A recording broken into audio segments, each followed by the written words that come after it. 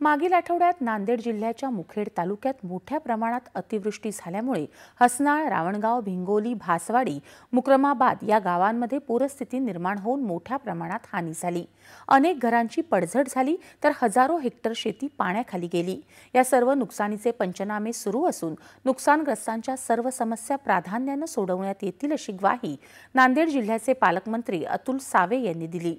पालकमंत्र्यांनी आज पूरग्रस्त गावांना भेट देऊन पुराच्या पाण्यामुळे झालेल्या नुकसानीची पाहणी केली आणि नागरिकांशी संवाद साधला। त्यावेळी ते बोलत होते।